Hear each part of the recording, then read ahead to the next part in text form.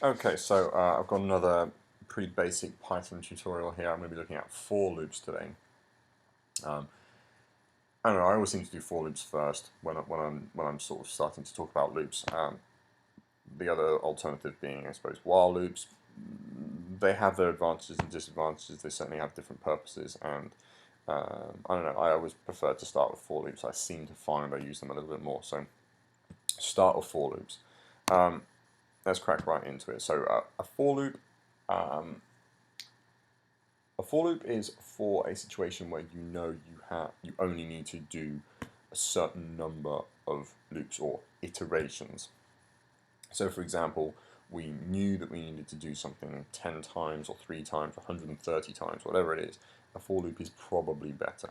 It tends to be more efficient. It is also very useful for things like um, reading from a file or writing to a file, handling lists. So I'm not going to cover all of those right now by any stretch of the imagination, just basic for loop.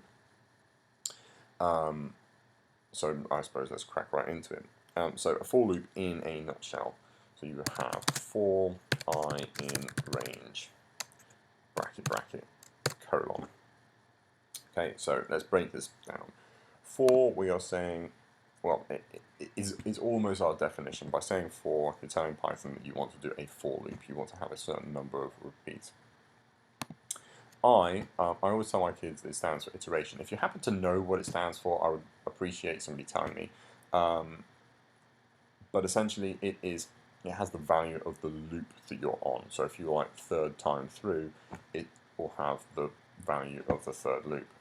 This gets a bit confusing in Python because Python starts at 0. So if you are on the first loop, it'll have a value of 0. If you're on the second loop, it'll have a value of 1, so on and so forth. We're then, in this instance, going to say we're going to handle a range, and in here, well, because it's purple, you always have brackets after it, but in here, we are then going to have the number of times we're going to complete this loop. So I'm going to say 3 to keep it sensible.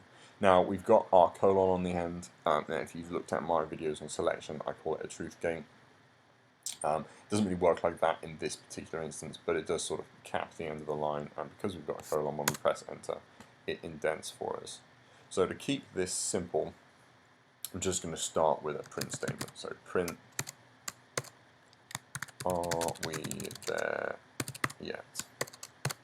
Okay, and if I go ahead and run this, I am going to get this. Are we there yet? Are we there yet? Are we there yet? We get it a set number of times, which is really useful because we could say, we could make this into 100, we could make it into 5 or whatever. That's a useful thing to have. Okay. Now we can make this more complex. I am not going to type this all out again. I'm just going to copy and paste it, which is bad, but it saves me a bit of time. Put down there, and I'm going to put in a variable. I'm going to say age. Age is equal to integer value input strings or a prompt. Please enter your age. I often use age, no particular reason. It's a nice way of asking for a number. I could just as easily have asked for please enter a random number. And I need to remember to put double brackets at the end because we've got these 2 brackets up here. And then in here, we could put age. Okay, so we've got age is equal to integer value of the input that we're asking for. Please enter your age, and then for I in range age, so whatever number has been entered is going in those brackets.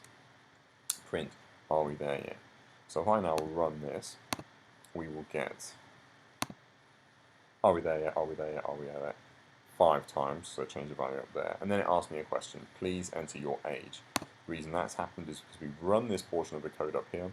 We are done with it. We've moved on to the next portion. And the next portion, before it has any sort of break, is here. It asks me for my age, and I'm going to say my age is 28. This is going to be a long list of are we there yet. Press enter, and it prints out are we there yet 28 times. You can count them, but yeah, there's a whole long list of them there. And that is the basics of for loops.